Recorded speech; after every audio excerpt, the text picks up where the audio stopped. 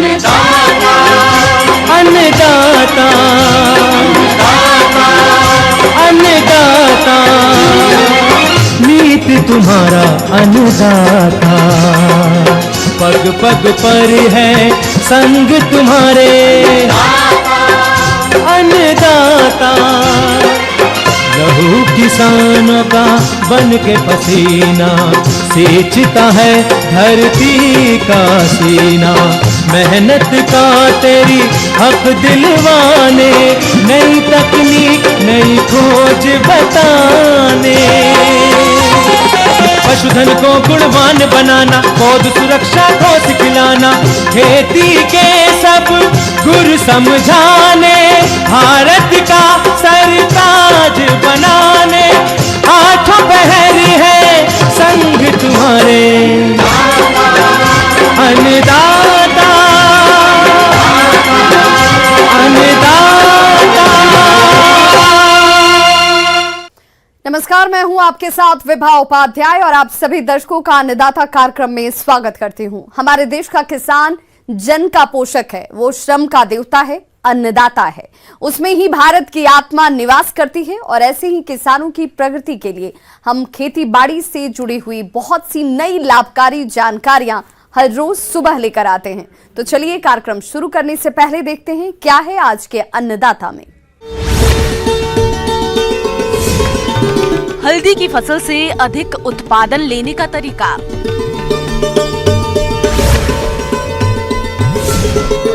अधिक फल उत्पादन के लिए बेर के बाग में करें जरूरी कार्य।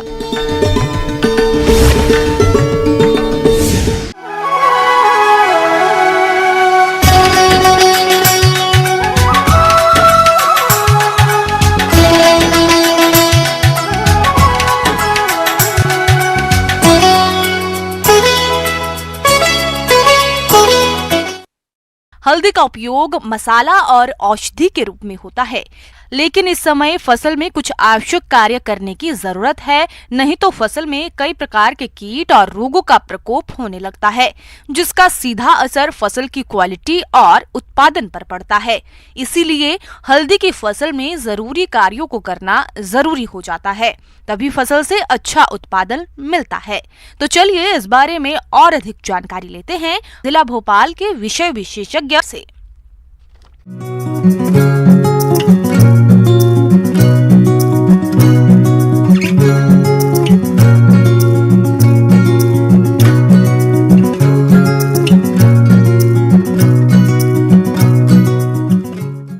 किसान भाइयों, इस अन्नदाता कार्यक्रम में आपका स्वागत है। तो किसान भाइयों, आज का विषय हमारा रहेगा हल्दी की फसल में प्रबंधन कार्य। किसान भाइयों, आप में से कई किसान भाइयों ने हल्दी की खेती लगा रखी होगी, तो हल्दी की खेती में इस समय हमें क्या क्या प्रबंधन कार्य करने चाहिए, उस पर हम चर्चा करेंगे। हल्दी में इस समय मुख्य रूप से सिंचाई एवं उर्वरक प्रबंधन पे हमें महत्व देना चाहिए। किसान भाइयों, हल्दी की फसल में कई तरह के खरपतवारों का प्रकोप होता है, जिसकी वजह से फसल कमजोर हो जाती है और अनेक तरह के कीट रोग भी लगने लगते हैं। खरपतवार नियंत्रण के लिए निराई गुड़ाई की जाती है। इसकी पहली गुड़ाई पौधा रोपाई के 30 दिन बाद की जाती है और बाद की गुड़ाइयों को 30 से 40 दिन के अंतराल में करना होता है। हल्दी की फसल में अधिकतम 3 से 4 गुड़ाई ही करनी होती है। इस समय अगर खरपतवार हमारी फसल में हैं, तो उन्हें चाहे आप मैनुअली मजदूरों की सहायता से या मशीनों की सहायता से हमारी हल्दी की फसल को खरपतवार मुक्त करें और उर्वरक डालकर फसल पर मिट्टी चढ़ा दें, ताकि हमारे जो कंद हैं उनका विकास ठीक प्रकार से होगा और हमें उसका कंदों का उत्पादन अधिक मात्रा में प्राप्त होगा। खाद में उर्वरक की पर्याप्त मात्रा समय समय पर इसमें देते हैं, क्योंकि ये हल्दी की फसल जो है काफ़ी लंबे समय की फसल होती है। ये तकरीबन 150 से 180 दिन में पककर तैयार होती है। सॉइल की तैयारी करते समय, भूमि की तैयारी करते समय जो खाद डाला था, उसके बाद 2 बार हमें नाइट्रोजन की आवश्यकता पड़ती है। अगर आपने जैविक के रूप में अगर खेती की है तो इसमें वर्मी कंपोस्ट भी मिट्टी चलाते समय इसमें डालना चाहिए, और अगर अजैविक है तो इसमें 19-19-19 का स्प्रे भी आप कर सकते हैं, और यूरिया डालकर भी मिट्टी चला सकते हैं, जिससे हमारी फसल की वृद्धि ठीक प्रकार से होगी और इसमें कंद का जो है बढ़वार ठीक से होगी और उत्पादन हमें ठीक से प्राप्त होगा। किसान भाइयों, हल्दी के कंदों की रुपाई बारिश के मौसम में की जाती है, इसीलिए इन्हें प्रारंभिक सिंचाई की जरूरत नहीं होती है, किंतु समय पर बारिश न होने पर खेत में पानी जरूर लगा दें। बारिश के मौसम के पश्चात हल्दी की फसल में सिंचाई 25 दिन के अंतराल में की जाती है। इसके अलावा मिट्टी के प्रकार को ध्यान में रखते हुए सिंचाई करना भी लाभकारी होता है। मिट्टी के प्रकार व आकार के हिसाब से आप सिंचाइयों की संख्या कम या अधिक कर सकते हैं, परंतु ध्यान रहे अगर काली भूमि में आपने इसकी सोइंग की है तो इसमें क्रैकिंग ना आने पाए, क्योंकि काली मिट्टी में क्रैक आने पर इसका जो है कंद मुख्य तने से टूटकर इसका संपर्क मुख्य तने से अलग हो जाता है, जिससे कंद का बढ़वार रुक जाती है और उपज में काफ़ी विपरीत प्रभाव पड़ता है। तो काली मिट्टी में समय समय पर ध्यान रखें कि समुचित सिंचाई की व्यवस्था हो। अगर आप ड्रिप सिंचाई पद्धति अपनाते हैं तो इसमें आपका कम सिंचाई जल लगेगा और कम से कम 20 से 25% आपके उत्पादन में इससे वृद्धि हो सकती है। इसके अलावा इसमें एक कीट और देखा गया है, सूट बोरर। इस सूट बोरर के आक्रमण के कारण पौधा सूखने लगता है और पौधे में पीलापन आने लगता है। अगर हम इसकी मेन पत्ती जो बीच वाली पत्ती उसको खींचेंगे तो वो इसके प्रकोप के कारण गली हुई सी महसूस होती है और पौधे की बढ़वार इससे रुक जाती है। तो इसकी रोकथाम के लिए इंडॉक्सीकार्ब नामक दवा 1 से 1.5 ml प्रति लीटर पानी में घोल बना के इसके स्प्रे करने से इस कीट से हमारी फसल को हम सुरक्षा प्रदान कर सकते हैं। किसान भाइयों, हल्दी की फसल में पत्ती धब्बा नामक रोग का प्रकोप होता है। इस रोग के कारण पत्तियों को दोनों ओर छोटे अंडाकार और अनियमित भूरे धब्बे हो जाते हैं। कुछ समय बाद ये गहरे पीले और भूरे रंग के हो जाते हैं। ऐसे में पौधे भी झुलस जाते हैं, जिसकी वजह से फसल के उत्पादन में भारी कमी आ जाती है।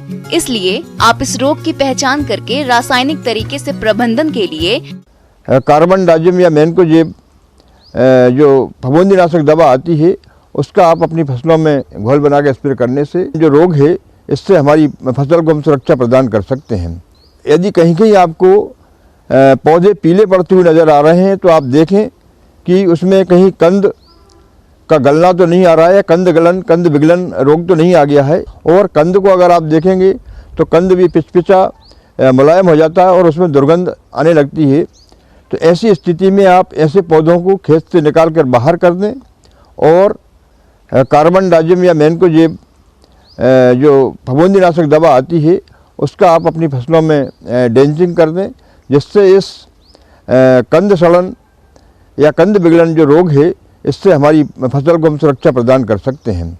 तो किसान भाइयों, इन सब चीज़ों का ध्यान रखते हुए आप अगर हल्दी की खेती करेंगे तो निश्चित रूप से आपको फायदा ही फायदा होगा।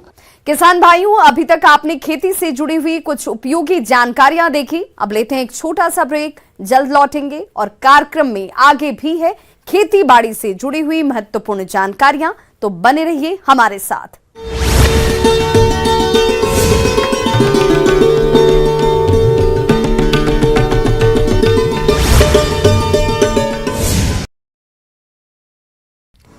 आज से शुरू हो रहा छत्तीसगढ़ विधानसभा का शीतकालीन सत्र पर मोहन मरकाम का बड़ा बयान। विपक्ष के हर मुद्दे पर चर्चा को सरकार तैयार।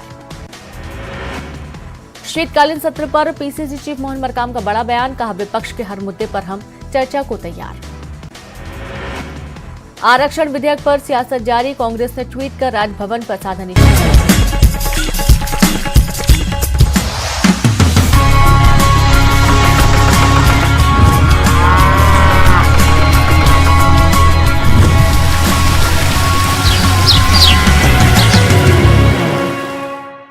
ब्रेक के बाद एक बार सभी दर्शकों का एक बार फिर से अन्नदाता में स्वागत है। चलिए रुक करते हैं अगली कड़ी की ओर।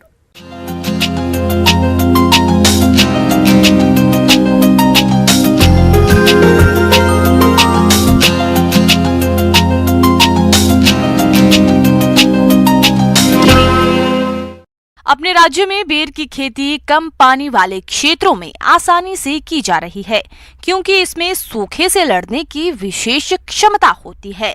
और जिन किसानों ने बेर के बाग लगा रखे हैं, उनके बाग फलों से लदे हुए हैं। लेकिन इन फलदार बागों से अधिक फल उत्पादन लेने के लिए कुछ कार्यों को करना बेहद जरूरी है। तो आप अपने बेर के बाग में कौन कौन से कार्यों को करें, इस बारे में जानकारी दे रहे हैं बागवानी विशेषज्ञ NK गुप्ता।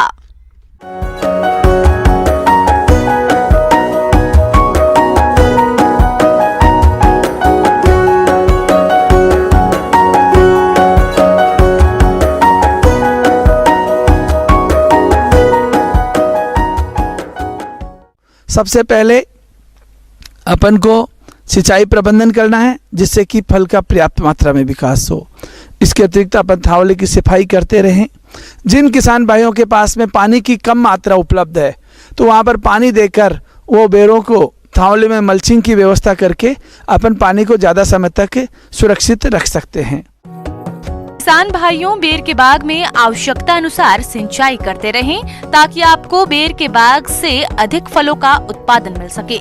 यदि आप बेर के बाग में ड्रिप के द्वारा सिंचाई करते हैं, तो कम पानी में अधिक एरिया में सिंचाई कर सकते हैं। दूसरा, सूक्ष्म तत्वों का छिड़काव करना है, जिससे कि उनकी साइज और फल का गिरन रुका जा सके। इस समय अगर बेरों के फल पर अपन सूक्ष्म तत्वों के घोल का छिड़काव करते हैं, तो बेरों में साइज भी अच्छी आती है और चमक भी बनी रहती है। सूक्ष्म तत्वों के घोल का अपन छिड़काव करें। किसान भाइयों, बेर के बाग में कीट रोगों का प्रकोप भी रहता है, जिनका यदि समय रहते नियंत्रण न किया गया तो आपको भारी नुकसान झेलना पड़ सकता है। तो इस नुकसान को देखते हुए ये जरूरी हो जाता है कि आप बेर के बाग में समय रहते कीट रोगों का नियंत्रण करें। जैसा कि आप जानते हो कि जब सर्दी में पड़ती है, जब बादल का सा मौसम हो जाता है, तो बेरों में छाछा होने की संभावना बहुत अधिक बनी रहती है, जिसके कारण से बेर के फल पर, पत्तियों पर, तने पर सफ़ेद सफ़ेद पाउडर जम जाता है।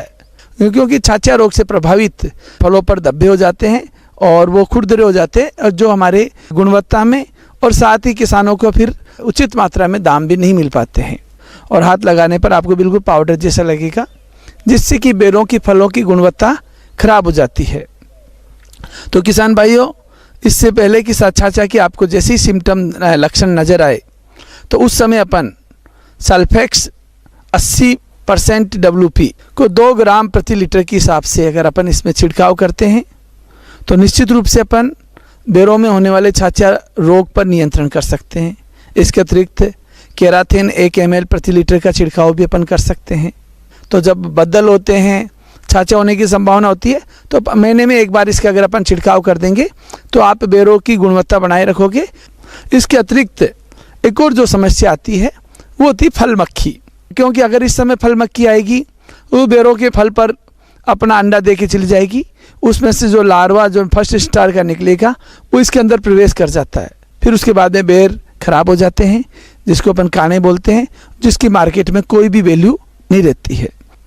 फल मक्खी के नियंत्रण के लिए किसान भाइयों, आपको क्या करना है? एक तो जनरली फल मक्खी के ट्रैप आते हैं, यानी कि जिसके जो रात को जो तितलियाँ आती है, उनको पकड़ने के लिए अपन ट्रैप लगा सकते हैं। दूसरा, अपन इस पर मेलाथियोन का छिड़काव भी कर सकते हैं। तीसरा, अपन जब मेलाथियोन का छिड़काव तो जैसे गुड़ के पानी के घोल में बनाकर अपन उनको आकर्षित भी कर सकते हैं। जैसा कि राज्य में सर्दी का दौर जारी है, ऐसे में पाला पड़ने की संभावना भी बनी रहती है, और यदि पाला पड़ जाए तो किसानों को भारी नुकसान हो सकता है। तो बेर के बाग को पाले से बचाने के लिए पाला पड़ने की संभावना को देखते हुए रात को धुआं करें, बाग में हल्की सिंचाई करें, ताकि वातावरण का तापमान नहीं गिर पाए। इसके अलावा बेर के बाग में आप 1% गंधक के अम्ल का पर्णीय छिड़काव करें। तो इस प्रकार देखिए कि किसान भाइयों, मैंने जो आपको बताया, मैं उनको वापस रिपीट कर रहा हूँ। सबसे पहले अपन को सिंचाई प्रबंधन करना है, जिससे कि फल का पर्याप्त मात्रा में विकास हो। दूसरा, सूक्ष्म तत्वों का छिड़काव करना है जिससे कि उनकी साइज हो, फल का गिरन रुका जा सके। तीसरा, छाछा का नियंत्रण करना है जिसके लिए केराथेन, डाइथेन M45 ये आपको सल्फेक्स पाउडर 80 WP बताया। और चौथा, फल मक्खी का नियंत्रण। इन चारों बातों का अगर हमारे किसान भाई बेर के बगीचे जो करते हैं तो निश्चित रूप से उनको उनकी पैदावार भी अच्छी होगी, उनकी गुणवत्ता भी अच्छी होगी और इससे उनको बेर के बगीचे से अच्छी आमदनी को प्राप्त कर सकते हैं। आगे और भी हैं खेती बाड़ी से जुड़ी हुई बहुत सी रोचक जानकारियां, पर यहां रुकेंगे एक छोटे से ब्रेक के लिए, जल्द हाजिर होते हैं।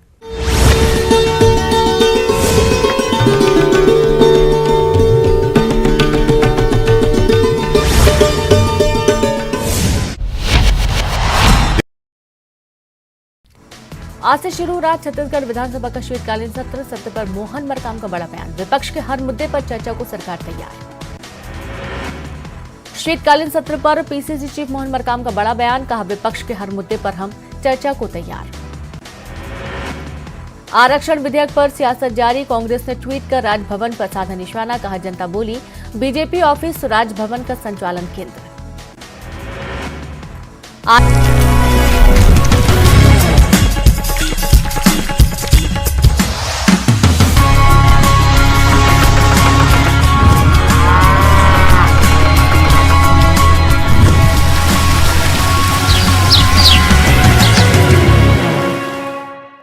ब्रेक के बाद एक बार फिर से आप सभी दर्शकों का अन्नदाता कार्यक्रम में स्वागत है। बढ़ते हैं अपनी अगली प्रस्तुति की ओर।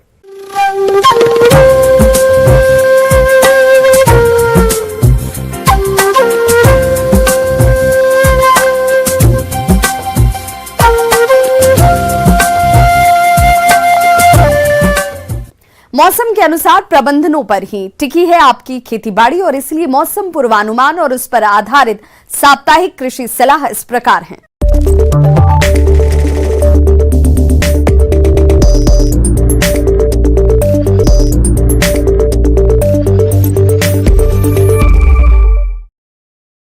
ग्रामीण कृषि मौसम सेवा, भारत मौसम विज्ञान विभाग, राजमाता विजयाराजे सिंधिया कृषि विश्वविद्यालय ग्वालियर द्वारा भेजे गए मौसम पूर्वानुमान रिपोर्ट के आधार पर जिला इंदौर और इससे लगे जिलों के किसान भाइयों को सलाह दी जाती है कि इन क्षेत्रों में आगामी 2 दिनों के दौरान वर्षा की कोई संभावना नहीं है। ऐसे में इन क्षेत्रों के किसान भाइयों को सलाह दी जाती है कि पछेती गेहूं की फसल 21 से 25 दिन पुरानी होने पर आवश्यकता अनुसार पहली सिंचाई करनी चाहिए। सिंचाई के 3 से 4 दिन बाद नाइट्रोजन की शेष आधी मात्रा का छिड़काव करना चाहिए। गेहूं की फसल में दीमक के लक्षण दिखाई देने पर क्लोरोपाइरीफास 30 EC दवा की 2 लीटर मात्रा 20 किलोग्राम रेत में मिलाकर शाम के समय खेत में प्रयोग करें और बाद में सिंचाई करने की सलाह दी जाती है। देर से बोई गई सरसों की फसल में निराई गुड़ाई की सलाह दी जाती है। वर्तमान मौसम में सरसों की फसल में माहू और सफेद रतुआ की लगातार निगरानी करने की सलाह दी जाती है। चने की फसल में Y या T आकार की खूंटियां गाड़ दें। प्रति एकड़ करीब 40 से 50 खूंटियां गाड़ें, जिस पर पक्षियों के बैठने का स्थान बन जाएगा, जो इल्लियों को चुन चुन कर समाप्त कर देंगी। बादल युक्त मौसम रहने के कारण चने में कहीं कहीं तंबाकू की इल्ली का प्रकोप देखा जा रहा है, जिसका नियंत्रण करें। किसानों को सलाह दी जाती है कि आलू की फसल में झुलसा रोग की नियमित रूप से निगरानी करते रहें। फसलों में झुलसा रोग का प्रकोप दिखाई देने पर इससे बचाव के लिए 2 ग्राम मैंकोजेब फफूंदीनाशक दवा का प्रति लीटर पानी की दर से घोल बनाकर छिड़काव करें। जरूरत के हिसाब से 10 से 15 दिनों के अंतराल पर सिंचाई करते रहें। मिर्च और टमाटर की फसल में लीफ कर्ल रोग की संभावना हो सकती है, अतः दिखाई देने पर इसके नियंत्रण के लिए थाइमेथाक्साम 25 DG दवा की 100 ग्राम मात्रा 500 से 600 लीटर पानी में घोल बनाकर प्रति हेक्टेयर की दर से छिड़काव करें। तापमान में होने वाली गिरावट से होने वाले प्रभाव से बचाव के लिए रात के समय मवेशियों को छत वाले बाड़े में रखें। पशुओं को साफ और ताजा पानी दिन में 2 बार दें, साथ ही साथ हरा चारा दें। बाहरी परजीवियों से बचाव के लिए ब्यूटॉक्स का उपयोग करें। पशुशाला की नियमित सफाई करें।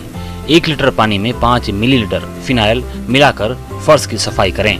बकरियों में पीपीआर रोग के नियंत्रण के लिए टीका लगवाएं। बकरियों की सुरक्षा करें, बकरियों को हरा चारा, साफ पानी एवं सूखे स्थान में बांधें एवं परजीवियों से बचाव के उपाय को अपनाएं। मुर्गियों को रानीखेत बीमारी से बचाने के लिए पहला टीका F1 7 दिनों के अंदर एवं दूसरा टीका R2B 8 सप्ताह की उम्र में लगवाएं।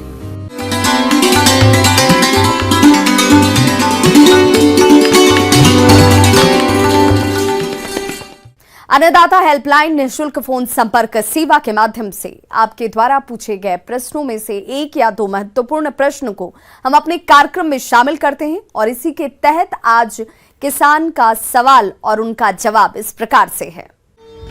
आज के अन्नदाता हेल्पलाइन में जिस प्रश्न को कार्यक्रम में शामिल किया गया है उससे पूछा है ग्राम शाही, जिला टीकमगढ़ के किसान वीरपाल सिंह ने। आप नाडेप कंपोस्ट बनाने की तकनीक पर जानकारी चाहते हैं तो वीरपाल सिंह जी आपकी जानकारी के लिए प्रस्तुत है कार्यक्रम का यह अंश। कृषक भाइयों, आज हम जानेंगे कि नाडेप विधि से आपकी कंपोस्ट या खाद कैसे तैयार की जाती है। तो सबसे सर्वप्रथम अगर हमें नाडेप कंपोस्ट बनानी है तो हमें एक टांका बनाने की ज़रूरत होती है जिसे हम टैंक भी बोलते हैं। और इस टैंक को बनाने के लिए सबसे पहले ये समझना जरूरी कि इसका आकार क्या होना चाहिए। ईंटों की सहायता से पक्का नाडेप बनाया जाता है जिसका आकार 10 फीट लंबा, 6 फीट चौड़ा और 3 फीट ऊंचा होता है। ईंटों को जोड़ते समय इस बात का विशेष ध्यान रखें कि तीसरे, छठे और 9वें रद्दे में मधुमक्खी के छत्ते के समान 6 बाय 7 के छेद छोड़ दिए जाते हैं। और इसमें जो आपकी जो दीवारें बनेंगी, इसकी जो उनकी चौड़ाई होनी चाहिए दीवारों की, वो 9 इंच तक हम रखते हैं। तो अब हम बात करते हैं कि कौन कौन सी सामग्री है जो कि इस टाँके के बनाने में लगेंगी। तो टाँके के बनाने के लिए जो सामग्री की हमें ज़रूरत है, सबसे पहले हमें ईंटों की ज़रूरत होगी, फिर बालू की ज़रूरत होगी और सीमेंट की ज़रूरत होती है क्योंकि हमें ये पक्का बनाना होता है। टाँका बनाते हुए कुछ मुख्य बातों का ध्यान हमें रखना चाहिए। सबसे पहली बात कि जब आप टाँका बना रहे हैं तो इसमें छिद्र छोड़ने बहुत ज़रूरी होते हैं। तो जो छिद्र हमें छोड़ने होते हैं वो हमें 1.5 फीट की दूरी पर छोड़ने हैं। अब बात करते हैं कि किन किन सामग्री की हमें ज़रूरत होगी इसमें भरने के लिए, कौन कौन सी परतें हमारी उसमें डलेंगी।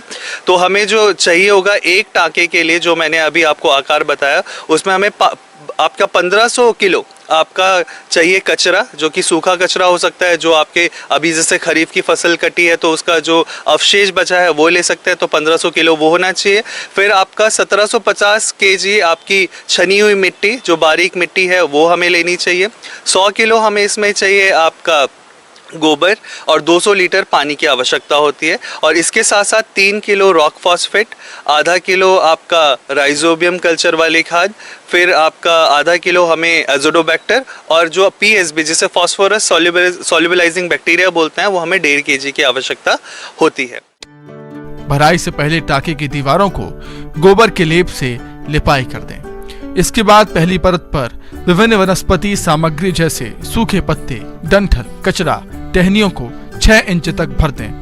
दीमक नियंत्रण के लिए नीम और पलाश की पत्तियां जरूर डालें। अब दूसरी परत में 3 से 4 किलो गोबर का घोल बनाकर वनस्पतिक सामग्री के ऊपर डाल दें। अब तीसरी परत पर 50 से 60 किलो छनी हुई मिट्टी की परत बना दें। बता दें कि 11 से 12 परतों में पूरी सामग्री भर जाएगी। इसके बाद टाँके को 400 से 500 किलो मिट्टी की परत बनाकर गोबर से लिपाई कर दें। 15 से 20 दिनों बाद जब सामग्री 8 से 9 इंच सिकुड़ जाए तब दूसरी भराई करके टाँके को अच्छी तरह ढक दें। एक पक्के नाडेप टाँके से साल में 3 बार खाद तैयार की जा सकती है। फिर आप इसको 10 दिन के अंतराल पर इसको निरीक्षण करिए। 10 दिन के अंतराल पर निरीक्षण पर जब आप पाते हैं कि इन पर कहीं दरारें पड़ रही हैं, तो जब दरारें पड़ी है तो फिर से इसमें आपका जो गोबर और पानी का घोल है वो इसमें हमें डाल देना चाहिए और फिर इसको चिनाई कर देनी चाहिए। धीरे धीरे आपको लगेगा कि जो इसकी ऊंचाई है जो हम 9 इंच तक आपका भर दें, जैसे जैसे अपघटन होता रहेगा, डिकम्पोजिशन होता रहेगा, वो नीचे चली जाएगी। तो जैसे जैसे वो नीचे जाती है तो फिर से आप वैसे ही सामग्री और वैसे ही सतह से इसको दोबारा भर सकते हैं। तो ये जो आपकी नाडेप विधि से जो कंपोस्ट है ये 100 से 120 दिन में रेडी हो जाती है। अब अगर हम बात करें कि एक टंके से आपको कितनी खाद इसमें उपलब्ध हो पाती है, तो 100 से 120 दिन में एक टंके से आप 25 से 30 क्विंटल खाद रेडी कर सकते हैं। तो एक वर्ष में अगर हम इसे यूज़ करते हैं टाँके को तो 100 क्विंटल के करीब आपकी खाद इससे हम ले सकते हैं।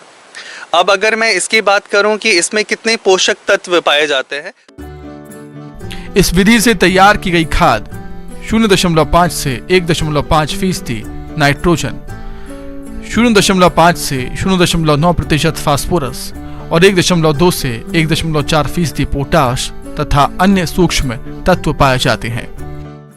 अब फसलों में अगर इसके इस्तेमाल की बात करें तो जैसे जो सामान्य फसल है आपकी, जैसे अगर हम तिलहन है या दलहन है या अनाज वाली जो फसलें हैं, इसमें हमें 3 क्विंटल प्रति बीघा के हिसाब से हमें ये कंपोस्ट यूज़ करनी चाहिए। अगर आपकी कोई सब्जी वाली फसल है तो इसे हमें 3 से 5 क्विंटल प्रति बीघा के हिसाब से यूज़ करनी चाहिए। और अगर हमारे कोई फलदार आपके वृक्ष हैं तो प्रति पौधा हमें आपकी 15 से 30 किलो ये जो नाडेप विधि से बनाई हुई कंपोस्ट है उसका इस्तेमाल करना चाहिए। तो इसका जो सबसे बड़ा लाभ है कि हम कम गोबर में ज़्यादा से ज़्यादा आपकी खाद बना सकते हैं। और अगर हम इस तरह से बनाई हुई आपकी खाद इस्तेमाल करते हैं तो 1/3 जो आपका फर्टिलाइज़र या उर्वरक का सब्स्टिट्यूट हमें मिल जाता है। और अगर लगातार हम इसे 5 वर्षों तक इस्तेमाल करते हैं तो हम टोटल जिसे 100% ऑर्गेनिक या जैविक खेती बोलते हैं उसको अपना सकते हैं।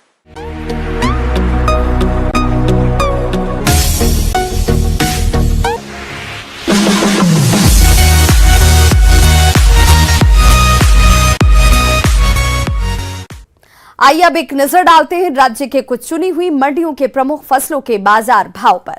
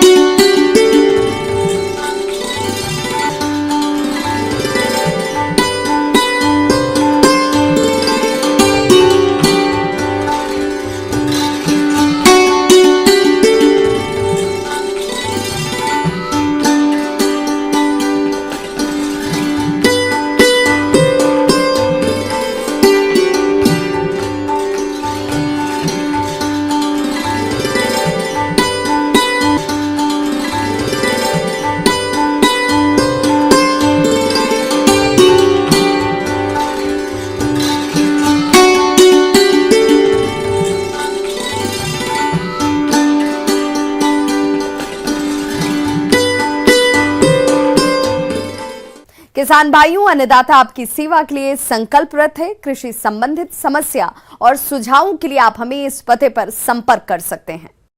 प्रोड्यूसर अन्नदाता, news 18 Madhya Pradesh Chhattisgarh, Ramoji film city Hyderabad 501512। साथ ही आप हमें ईमेल भी कर सकते हैं। हमारा ईमेल एड्रेस है p18annadatamp@nw18.com। इसके अतिरिक्त आप हमें निःशुल्क हेल्पलाइन नंबर 180088922163 पर सोमवार से शनिवार सुबह 10 बजे से शाम 4 बजे के बीच संपर्क भी कर सकते हैं। किसान भाइयों, अब समय हो रहा है आपसे विदा लेने का, तो हमारी अन्नदाता टीम को दीजिए इजाजत। कल फिर से होगी आपसे मुलाकात कृषि संबंधित कुछ और महत्वपूर्ण जानकारियों के साथ। नमस्कार।